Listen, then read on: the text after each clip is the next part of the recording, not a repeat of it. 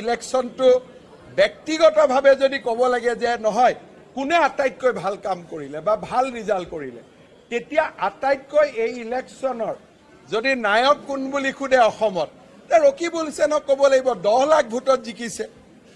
গতিকে 10 লাখ ভোটত জিকা কিয় জিকিছে তাৰ মই বিশ্লেষণ কৰিব নাযাওঁ।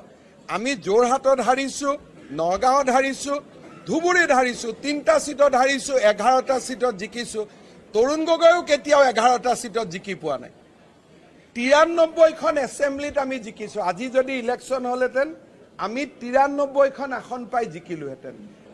এই ইলেকশ্যনত যদি আটাইতকৈ কোনোবাই ভাল ৰিজাল্ট কৰিছে ৰকিবুল হুছেইনে কৰিছে।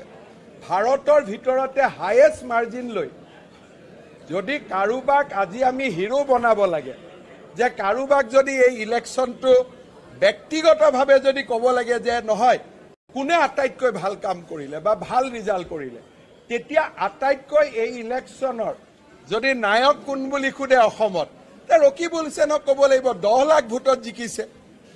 গতিকে 10 লাখ ভোটত জিকা কিয় জিকিছে তাৰ মই বিশ্লেষণ কৰিব নাযাওঁ। আমি যোৰহাটত হাৰিছোঁ, নগাঁৱত হাৰিছোঁ, ধুবুৰীত হাৰিছোঁ, 3টা সিটত হাৰিছোঁ, 11টা সিটত জিকিছোঁ। তৰুণ গগৈও কেতিয়াও 11টা সিটত জিকি পোৱা নাই। 93খন এছেম্বলিত আমি জিকিছোঁ। আজি যদি ইলেকশ্যন হ'লহেঁতেন আমি 93খন আসন পাই জিকিলোহেঁতেন। এই ইলেকশ্যনত যদি আটাইতকৈ কোনোবাই ভাল ৰিজাল্ট কৰিছে ৰকিবুল হুছেইনে কৰিছে। ভাৰতৰ ভিতৰতে হায়েষ্ট মাৰ্জিন লৈ যদি কাৰোবাক আজি আমি হিৰো বনাব লাগে, যে কাৰোবাক যদি এই ইলেকশ্যনটো ব্যক্তিগতভাৱে যদি ক'ব লাগে যে নহয় কোনে আটাইতকৈ ভাল কাম কৰিলে বা ভাল এই ইলেকশ্যনৰ যদি নায়ক কোন বুলি সোধে অসমত, ৰকিবুল হুছেইনক ক'ব লাগিব 10 লাখ ভোটত জিকিছে।